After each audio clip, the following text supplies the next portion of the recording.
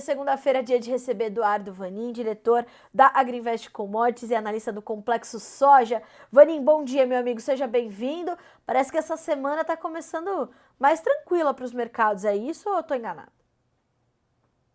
Bom dia, Carla. Tudo bem? Tá até Tudo me dando bem. coceira na mão aqui, ó. Dinheiro, pá. Que bom, que bom. Se chegar, você manda um pouquinho para cá. Opa, com certeza. Como é que você está vendo esse início de semana, Vanin? Os mercados bem lateralizados, é uma tentativa de fôlego e ajuste depois de tudo que a gente viu acontecer na semana passada, ou é a calmaria antes da tormenta? Vamos lá. Hoje realmente aí bem de ladão. Dois pontos que eu considero importante a partir de agora. Claro, continua sendo toda essa questão de tarifa e agora inventaram mais uma tarifa setorial. E não foi uma boa troca, porque a China não reduziu, não aliviou nada, pediu para os Estados Unidos tirar todas as tarifas para, vamos dizer assim, para começar a conversar.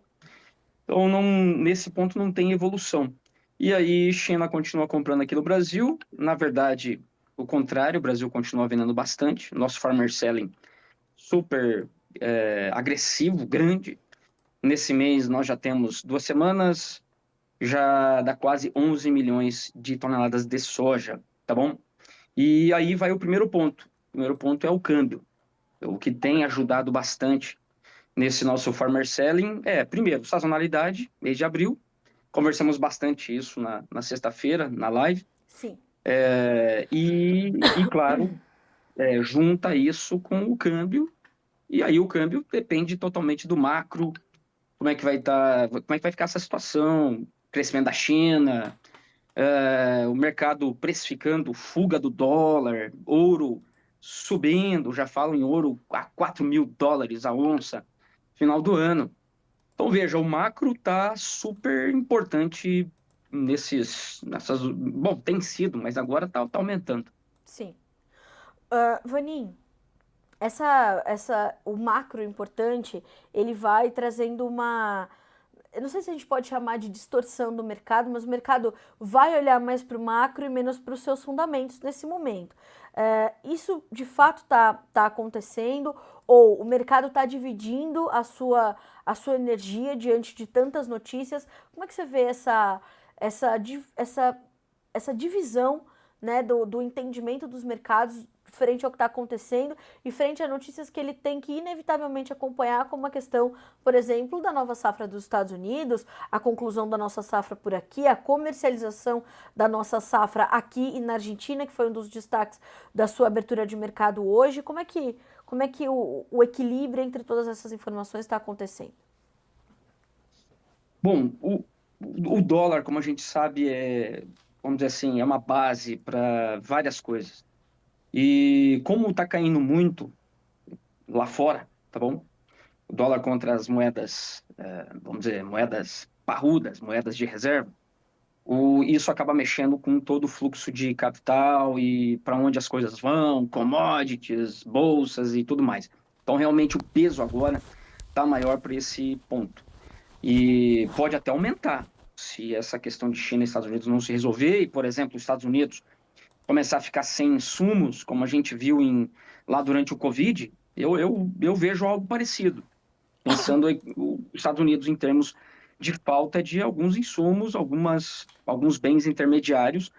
Essa questão aí do alívio que ele está dando é devido a isso, tá bom? Não tem como se virar nos 30 agora. Vai ter que dar um tempo para a coisa começar a acontecer. E para a China, mais queda de preços, quer dizer, espiral deflacionária só aumentando. E isso tudo, quando a gente pensa soja, aí nós vamos lá para os fundamentos. Continua sendo muito bom para o chinês comprar o máximo de soja possível aqui no Brasil, para embarque em maio, junho, devido aos juros na China, que está cada vez menor. Hoje eu estava até olhando de um ano para cá, como é que evoluíram os rendimentos dos bondes chineses, japoneses e americanos. E aí você toma um susto, fala, nossa, a China, como muitos já têm falado, é o novo Japão. E um dos pontos é esse, taxa de juros. Taxa de juros no Japão subindo de longo prazo. E saiu de um e pouquinho, um ano atrás, 30 anos, agora chegando perto dos 3, mais que dobrou. E na China foi o contrário, perto de 3 e agora um e uns cacareco, 1,80. Portanto, juros na China é o menor da história, o menor do mundo, e custo de capital também é o menor do mundo, e aí faz muito sentido, em alguns casos, fazer estoque. Pode beneficiar alguma commodity ou outra. No caso da soja, pensando no Brasil, é muito boa a combinação, vamos dizer assim. E aí depois, daqui a pouco nós vamos entrar, vamos lá, daqui um mês não, menos, daqui uns 20 dias vamos começar a prestar atenção um pouco melhor aí no clima americano, plantio, se vai ser rápido, se vai ser devagar, e o que vai trazer de impacto para a tendência em Chicago, principalmente para o milho, tá bom? Que tem esse aumento de área grande, se plantar rapidão, bye bye. Pomba, milho em Chicago não se aguenta. Vanin, essa movimentação do milho em Chicago, ela pode impactar o comportamento do milho aqui? Porque nós temos um cenário para o milho que é um pouquinho diferente da soja. Entre os fundamentos, existe um suporte maior para o milho nesse momento, né? O cenário global de oferta e demanda um pouco descompassado. Como é que esse comportamento da nova safra americana vai impactar no comportamento do nosso mercado aqui? Nós temos a nossa segunda safra em andamento, nós temos que monitorar essa condição climática, a condição da nossa competitividade, das nossas exportações, da nossa demanda interna. Como é que a gente vai combinar tudo isso também com essa nova safra dos Estados Unidos? Que momento é esse para o mercado de milho na sua análise? Pomba, quanta pergunta numa só. É É isso que é lógico. capacidade. Aí Meu Deus, a eu máquina. vou fatiando? Não, eu já junto tudo, aí você que se vire. Deixa eu molhar o bico, então. Vamos lá. Cafezinho, né? Que É, fique claro, né, Vanin? essa hora não dá. Mas não é O... um chazinho de erva doce, é café. Não, nem pode, senão daí você nem pensa direito nessa coisa toda. Vamos lá. Estados Unidos, sim, tem um estoque de passagem apertado e se deve ao Brasil, tá bom? O Brasil muito caro, ano passado, bababá, bababá, exportamos menos do que se imaginava, essa coisa aí já está bem batida. Porém, sabemos que os Estados Unidos vão aumentar a área de milho. O ponto é quanto? Se for tudo aquilo que veio ali na intenção de plantio, nada bom para o milho em Chicago, nada bom. E o mercado vai precificar se é tudo aquilo, mais ou menos, pelo ritmo de plantio agora. Portanto, se for rapidão e produtores têm capacidade, o clima não está atrapalhando, quer dizer, não tem muita chuva. Não olhei ainda como é que está a questão de neve, cobertura de neve nas Dakotas e tal, que é sempre uma questão importante para esse final de abril. Mas vamos ver. Enfim, você tem uma possibilidade do bushel do milho começar a precificar essa safra grande que está por vir, potencial aí de mais de 400 milhões de toneladas. E aí os Estados Unidos vai precisar de um programaço de exportação, maior da história, para não ficar com estoque demais de grande. Um programa de exportação de 70 milhões. E aí, como é que vai chegar nisso? Precisa de uma boa demanda, precisa de nenhum impedimento. Aí temos essa semana essa discussão da tarifa sobre os barcos chineses, vamos ver o que vem. E precisa de um Brasil caro, porque se o Brasil entrar competindo, aí adiós, vai tirar a demanda dos Estados Unidos. Então Certo. veja, é uma combinação de coisas, por enquanto a gente não sabe. E no geral, a primeira informação que nós vamos saber é ritmo de plantio, e eu diria que vai ser rápido, caso, a não ser que mude o clima totalmente. Mas enfim, e aí Chicago vai para o milho rumo aos $4, tá bom? E Certo. aí conversamos até semana passada, produtores aqui no Brasil, vou segurar meu milho, bababá, bababá. Uma estratégia interessante seria essa. Você vai segurar seu milho, venda a Chicago, tá bom? Então, eu acho que nesse ponto é uma boa estratégia, dados os fundamentos aqui do Brasil que são diferentes. Crescimento do consumo, alguns riscos ainda para a safrinha, se bem que por enquanto estão bem controladinhos. E assim vamos. Esse é vamos dizer, o tom da música aí para o milho. Eu te perguntei isso porque nós fizemos uma enquete hoje aqui no Bom Dia Agro, Uhum. querendo saber se os produtores estão fazendo negócio com a safrinha. 67% da nossa audiência diz que não, 32% que sim. O que isso significa, Vaninha, esse produtor um pouco mais reticente em avançar com a comercialização da segunda safra de milho? O produtor está confiante. Bom, primeiro, o preço, o flat price do milho em reais por saca não mudou muito, desde o começo da comercialização até agora. Os barters que vinham sendo feitos e tal. Tivemos aí, por exemplo, vamos falar de Mato Grosso. Tivemos negócios dos 47 até os 52 e assim por diante. Não mudou muito. O produtor não se vê assim muito animadão a aumentar essas vendas, porque não vai melhorar muito a sua média. E outra coisa é que nos últimos 2 anos, o produtor que não vendeu acertou preços bem melhores no final do ano. Enfim, é essa aposta aí.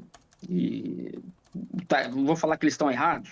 Bom, se você olhar para trás, não. Mas vamos acompanhando. Agora, para Chicago, eu diria que há uma boa chance aí de um bushel caindo mais.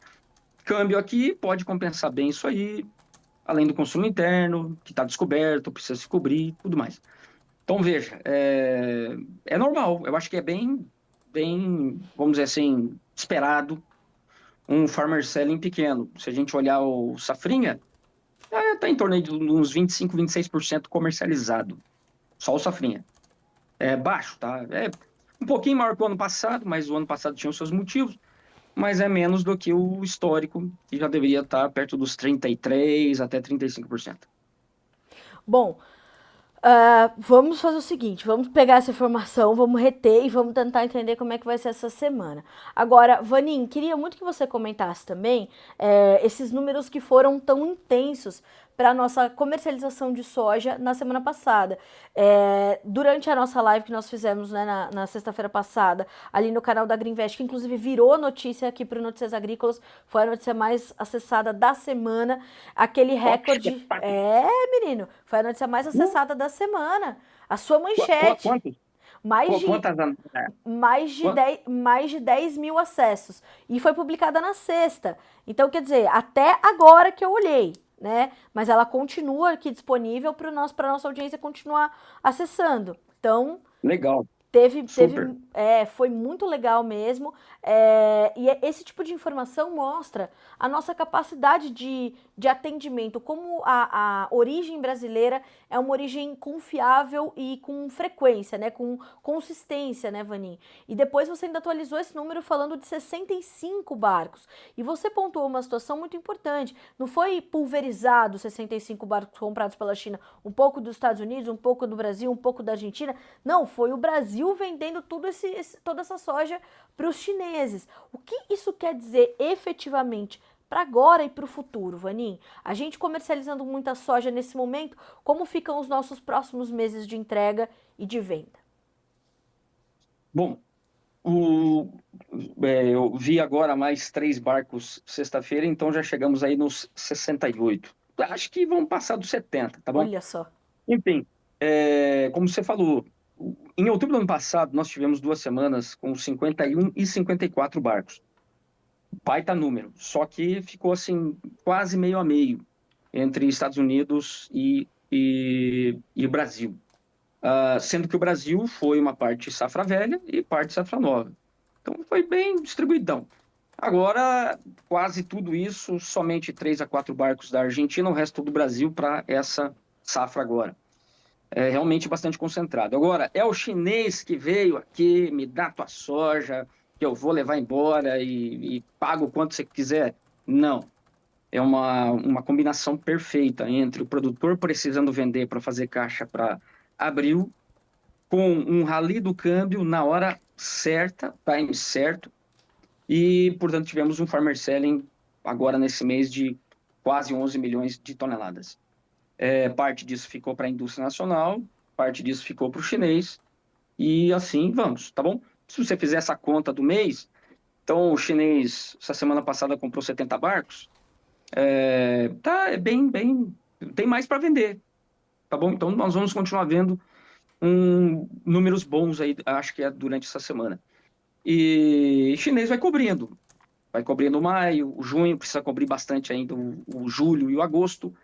Portanto, eu diria assim, ainda não se trata de efeitos da guerra comercial e tudo mais. Deu margem para o chinês, isso que é importante também, porque o farelo lá subiu. Se não tivesse dado margem, não sei, talvez teria saído, só que a níveis mais baixos. E se continuar essa combinação boa, produtor brasileiro querendo vender, o chinês querendo comprar, e no meio do caminho a trading fazendo dinheiro, isso é importante também, porque agora também combinou das três partes ganhando dinheiro. O produtor querendo vender, o chinês com uma margem um pouco melhor, e no meio do caminho a trading conseguindo fazer margem de originação. Então veja, é uma combinação perfeita. Vai continuar assim? Depende muito do produtor.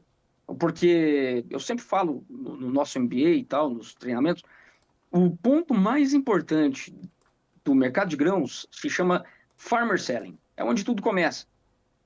Porque o farmer selling dá o start, por exemplo, ao barter, insumos. E, claro, faz a cadeia toda se movimentar. E ela está se movimentando num nível que a gente nunca viu para um mês. Tá bom? Certo. Então, acho que vai continuar. O produtor precisa ainda vender um tanto, e só que é sazonal. A partir de maio já vem mais baixo, junho e dali para frente. Aí que nós vamos ver se o chinês está disposto a pagar quanto o produtor aqui vai pedir. Certo. Aí que nós vamos ver. Aí a guerra comercial vai fazer o seu,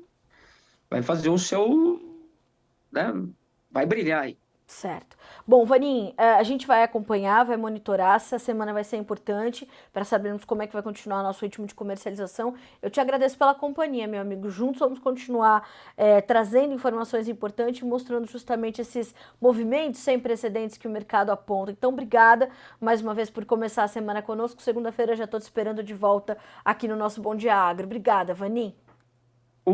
Carla, só um Fica à vontade. peteleco, Vai. 10 segundinhos. Nessa semana temos um outro ponto importante que é o Farmer Selling na Argentina, tá bom? Eles acabaram lá com o Sim. dólar blend.